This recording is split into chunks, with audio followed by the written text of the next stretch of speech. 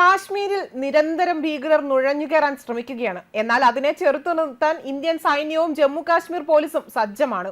കഴിഞ്ഞ ദിവസം ജമ്മു കാശ്മീരിലെ കുപ്വാര ജില്ലയിൽ നടന്ന ഏറ്റുമുട്ടലിൽ 2 ഭീകരരെ സുരക്ഷാ സേന വധിച്ചു. ഇവർ ആരാണ് എന്ന് തിരിച്ചറിയാനുള്ള ശ്രമങ്ങൾ പുരോഗമിക്കുകയാണ് എന്നാണ് സുരക്ഷാ സേന അറിയിച്ചിരിക്കുന്നത്.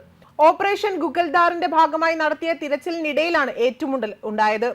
ഗുഗൽദാർ പ്രദേശത്ത് ഇന്ന് പുലർച്ചെയായിരുന്നു ഏറ്റുമുട്ടൽ നടന്നത്. അതിർത്തി വഴി ഭീകരർ കാശ്മീരിലേക്ക് നുഴഞ്ഞു കയറാൻ ശ്രമിക്കുകയായിരുന്നു. ആ സമയത്താണ് സുരക്ഷാ സേന അവരെ അതിവിദഗ്ധമായി വധിച്ചത്.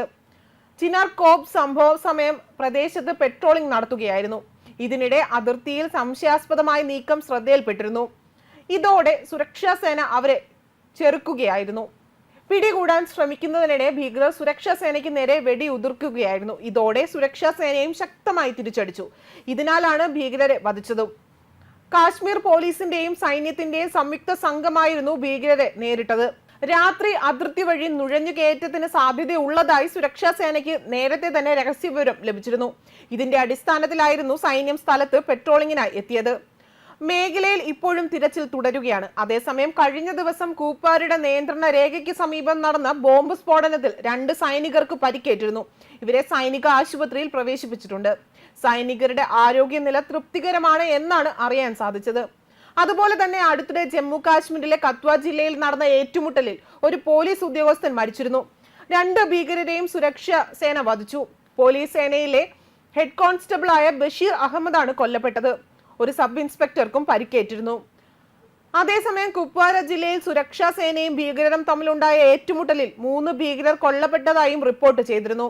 ഭീകരരുടെ നുഴഞ്ഞുകയറ്റം ഉണ്ട് എന്ന് രഹസ്യ അന്വേഷണ വിഭാഗത്തിന്റെ അറിയിപ്പുണ്ടായിരുന്നതായി ഇതേ തുടർന്നാണ് സംഭവം നടക്കുന്നത്.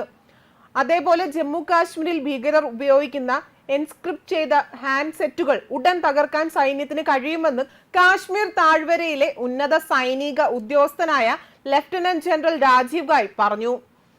അൾട്രാ ആശയവിനിമയം തീവ്രവാദ ഗ്രൂപ്പുകൾക്ക് രഹസ്യം നൽകുന്നുണ്ട് എന്ന് സമ്മതിച്ചെങ്കിലും പ്രവർത്തനങ്ങൾ പുരോഗമിക്കുകയാണ് എന്ന് അദ്ദേഹം ഉറപ്പു നൽകി. അൾട്രാ കമ്മ്യൂണിക്കേഷൻ എൻസ്ക്രിപ്ഷൻ വിവിധ തലങ്ങളിലുണ്ട്. നിലവിൽ അത് അവർക്ക് ആവശ്യമുള്ള രഹസ്യം നൽകുന്നു.